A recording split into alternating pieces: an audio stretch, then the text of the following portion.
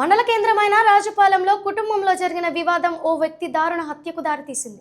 Rajupalem RR సెంటర్లో ఈ నెల 3వ జరిగిన నూనావత్ పవన్ కుమార్ నాయక్ మృతి కేసులో ట్విస్ట్ వెలుగు చూసింది. ఆయన మరణంపై పోలీసులు దర్యాప్తు చేయగా భార్య పథకం ప్రకారం పెట్రోల్ పోసి మంటలు అంటించి హత్య చేస్తున్నట్లు తేలిందని పోలీసులు తెలిపారు.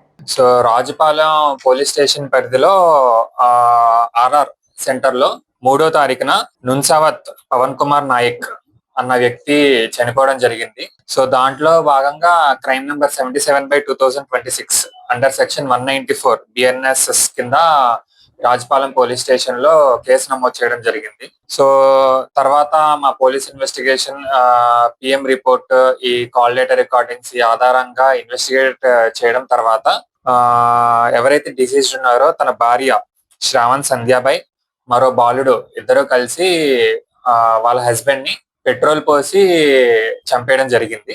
సో ఈ అఫెన్స్ లో భార్య శ్రావణ్ సంధ్యాబాయ్, అదే విధంగా జోనియల్ బాలుడ్ తో పాటు దుడుకు రమేష్ మరియు మూడావత్ కిరణ్ నాయిక్ చిట్యాల తండా వీళ్ళిద్దరు కూడా వాళ్ళ భార్యకి హెల్ప్ చేశారు.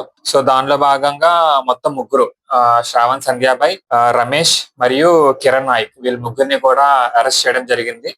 అదే విధంగా జూనియల్ బాలుని వాళ్ళ ప్రొవిజన్స్ ప్రకారం జూనియల్ జస్టిస్ బోర్డ్ ముందుకు కూడా హాజరుపరిచి తర్వాత ఏం చేయాలన్నది కన్సర్న్ కోర్టు ముందు ప్రవేశపెట్టి చేస్తాము.